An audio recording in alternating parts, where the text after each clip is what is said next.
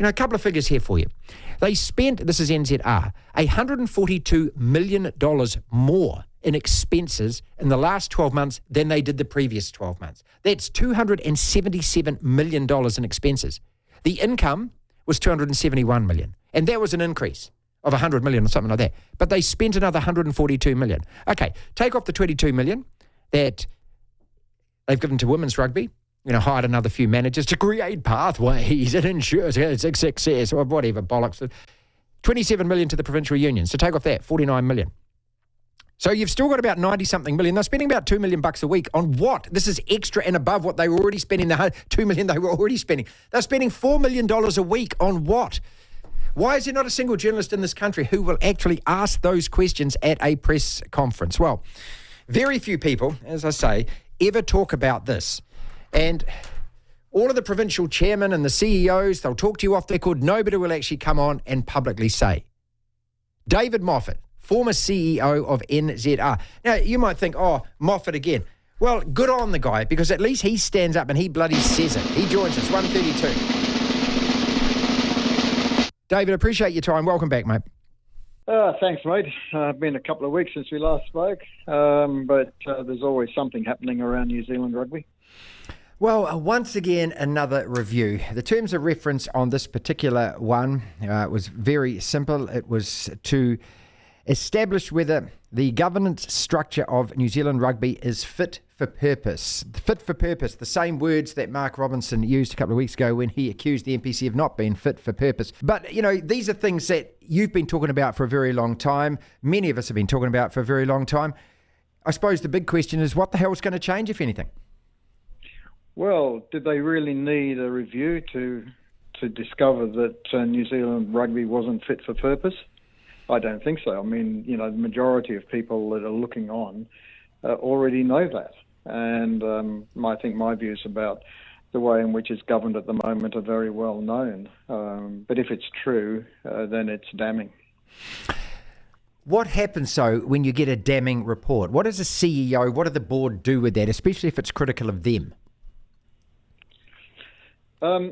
Well, most boards would actually have a real good hard look at themselves and also their senior executive and determine whether they are the problem or the solution. And I think in this case they're very much the problem with the way in which New Zealand rugby is being managed.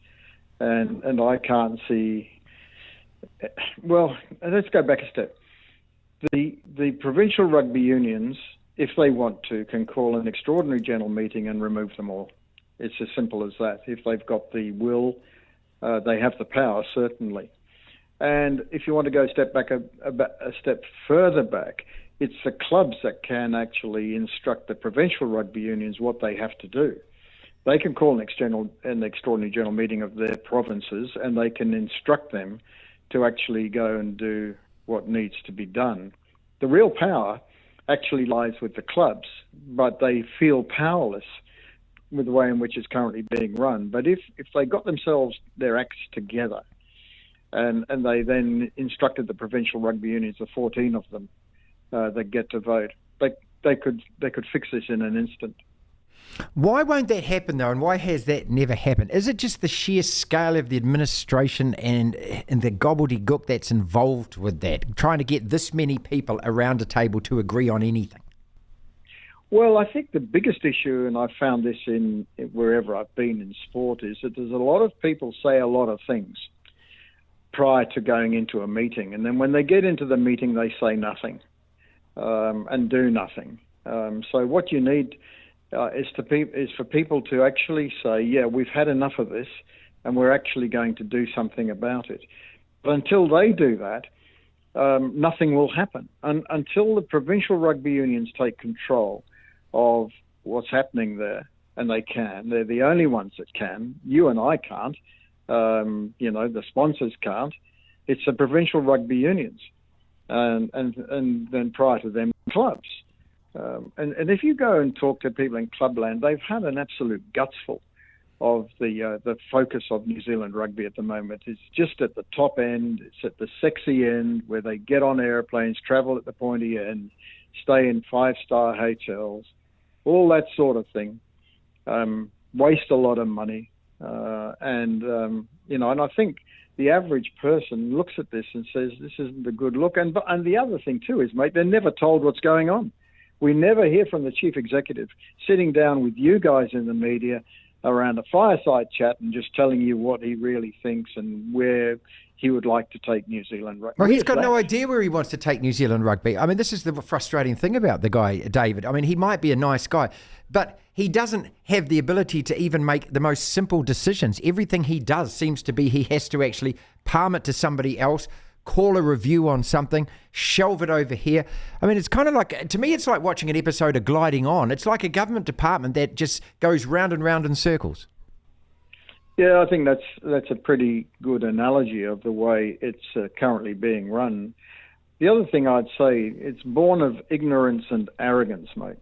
You know, their entire approach of New Zealand rugby is based on those two things. They're ignorant of what people really think about them, and they're arrogant enough to believe that no matter what they do, they're always right. They never take any advice. They never seek any advice. I mean, and that played out for all to see in the Silver Lake affair, where they thought they could get something done without even consulting the players.